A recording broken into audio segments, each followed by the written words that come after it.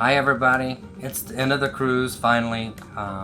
Tomorrow we dock in Miami and it's all over. The Hurricane Dorian cruise is over. Again, the hurricane has decimated the Abaco Islands and decimating Grand Bahama. They're really going to need a lot of support, so I really hope you guys support the Bahamas. At the end of the video here, we just kind of wanted to talk about some things that we liked about the cruise, didn't like about the cruise, some differences between Carnival and Royal Caribbean, since we've always cruised Royal Caribbean. So we'll talk about the things that we liked first. One of the things that we liked is something that we mentioned in the very first video, was that whenever you go to the bars, all the drink prices are consistent. You have a menu and you have drink prices. And you don't get charged different prices for different bars that you go to. Many times on Royal Caribbean's cruises that can happen. So I like that. And the other thing is that the Serenity area really is that. It's a quiet place without kids screaming. A place where you can relax, read a book. The downside is there's not very much shade over there, so if you want to sit and read a book in the shade, it's hot. It's hot over there. There's two pools, whirlpools, hot tubs, I guess you could say. Not really hot tubs, but it's kind of like a mini plunge pool thing. Plunge pool, but they're hot. There they have a deli there where you can get some food. They have some small cabana-like things that you can sit down in, but those tend to be hot too.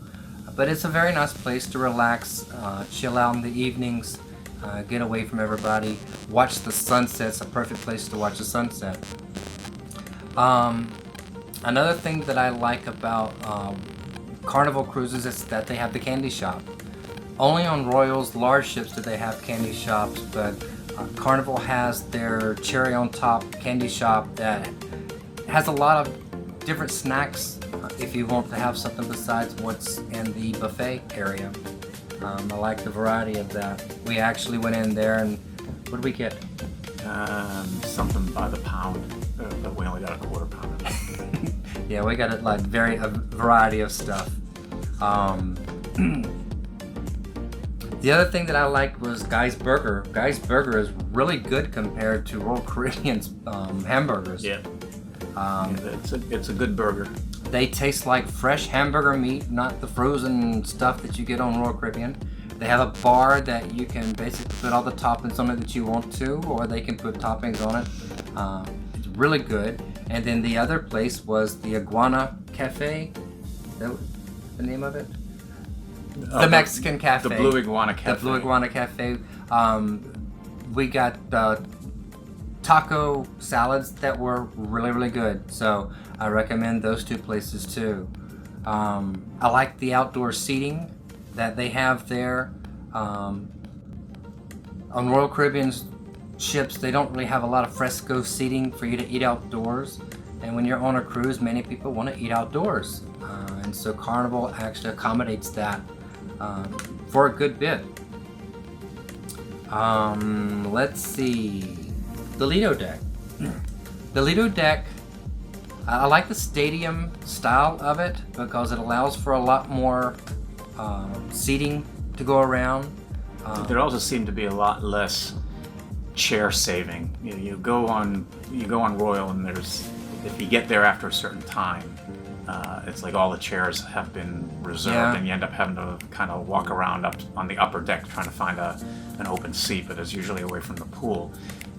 The trade-off here, the Lido deck, it's stadium seating. There always seem to be plenty of chairs everywhere. It's just that the way that the seating is laid out, the pool itself is smaller. Yeah, the pool area is quite small. Whenever they're having dances and stuff like that, that area is not really that big to have all of that. So the stadium seating I like, but it also has a downside because it kind of makes everything a little bit more cramped to that. Let's see. Also, I like the variety of stores that the Carnival ships have on them. You know, you've got the candy shop, but you've got the typical duty-free stuff, but they have different things in their stores compared to what Royal Caribbean does. Honestly, they have some things that people might actually want to buy rather than the typical watches, jewelry fragrances. So I really like the stores that are on board the Carnival ships. Still think they could do a little bit better with the products that they sell that would allow people to buy more things, but I do like that. Those are the things that we like. The room was, about the same as Royal Caribbean. Kind of the things that we don't like, the first thing that I noticed was the service on the ship wasn't rude, but it wasn't overtly friendly. People did their job. Yeah, I mean, as far as the service goes, there wasn't a problem with the service. Not a problem with it. It wasn't overtly friendly. We're here. We're doing our job.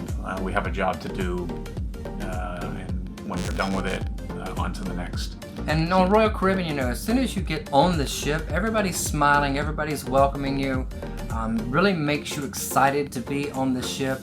Not to say that Carnival doesn't do that whenever you're getting on the ship. It's just like whenever you're on the ship, it's not. People aren't overtly friendly like they are on Royal Caribbean. So, not rude, but it's just different. Another thing that I did not like is to go to the Lido buffet, you have to basically go outside to go back inside the buffet. I just think that's a weird configuration. There should be elevators that go up to the inside of that area where you can just go into the buffet without you having to go outside to go in. It's always clustered up there. And then on a couple times where it was actually raining, and you wanted to, there were a couple of cases where it's kind of like you wanted to go to the buffet, but it was pouring rain, so it's kind of like... Unless there's some other way to get there that I didn't find, you have to go outside to get to the buffet. I just found it weird. The next thing is the layout of the ship. The layout of the ship, and I can liken this to some of Royal Caribbean ships as well, the layout of the ship can be a little bit awkward because on the 3rd and 4th floor, you can't go from one end to the other end without having to go up to the 5th floor down to the 2nd floor. It's weird that you can't go all the way across. Well, the kitchen galley's in the way. I mean, the thing I equate it to is kind of like on the Navigator series ships on Royal Caribbean, in that if you're going to Studio B, you can't go straight through to Studio B. You have to go up and over and then back down again. It's kind of like the same thing. But the confusing one was the brunch was always in the farthest back dining room. And the first time we tried to go to the brunch, we thought we were at the right dining room, but it was a kids' brunch. And then it said, well, to get to the other one, follow these signs. And it was just having to go all over the place. We finally found it. It was difficult, but we finally found it. So the layout of the ship is a little bit awkward.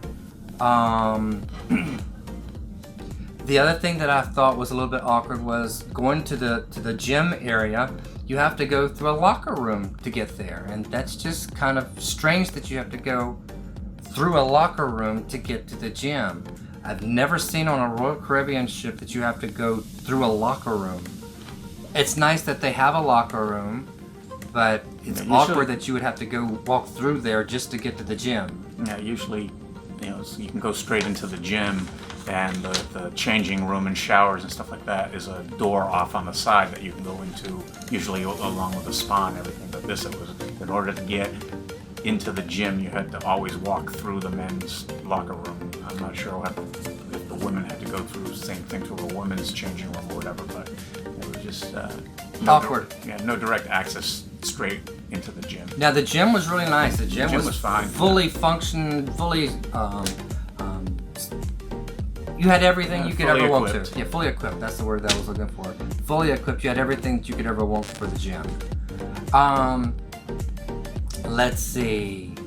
Royal Caribbean's Windjammer is so much better than Carnival's Lido buffet in every way. Carnival's buffet is a lot smaller. There's not as much to choose from. The layout is awkward. It doesn't open until 6 o'clock. Make note of that. Doesn't open until 6 o'clock. The desserts I really didn't care for.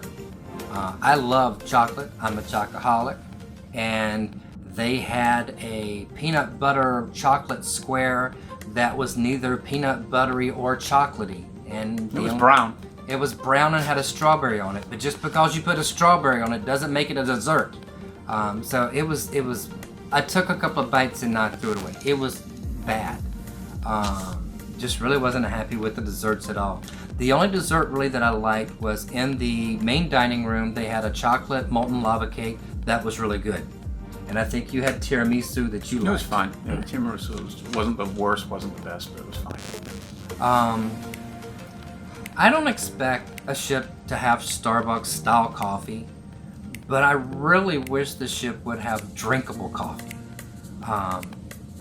Royal Caribbean on most of their ships now has a Starbucks option. Yes, you pay for it.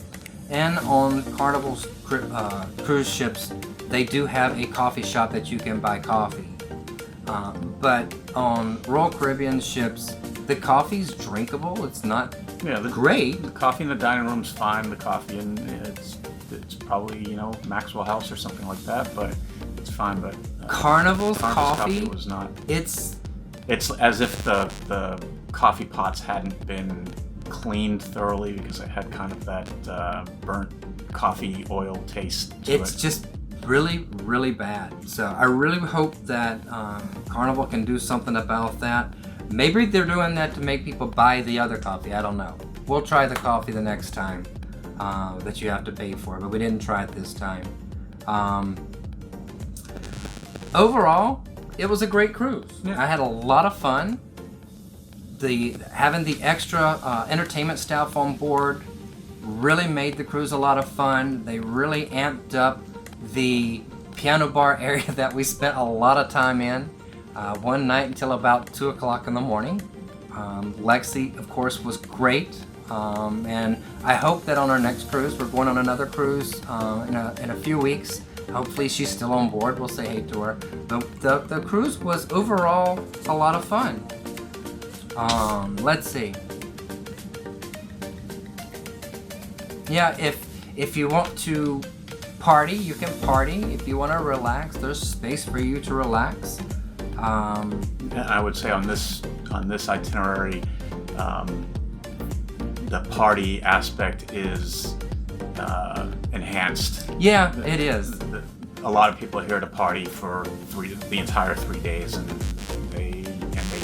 They get the drink package, and they drink that package to the max. There were a couple of times when our neighbors woke us up. We even had to have security called. They were smoking in the room, caused the smoke alarms to go off. You're going to have to expect that on a Carnival cruise in the Caribbean, I guess. It's not a serene, calm, quiet cruise. People here to have fun. But you can find places to go and that are quiet and relaxed, just like any cruise. So we're going to be back on board Carnival's Victory Cruise on October 4th for a 3-day cruise, which is what this one was supposed to be. We'll be going to be going to Nassau. Incidentally, this cruise is going to be retrofitted next year, and it's going to be called the Carnival Radiance. So yeah, it was a great cruise. Look forward to the next cruise. Thank you, Carnival, for all the wonderful time that we had. The delicious Blue Long Island drinks, I love. My favorite drink in the entire world now. And thanks for watching. Make sure you're subscribed to the channel and click for notifications and like the video.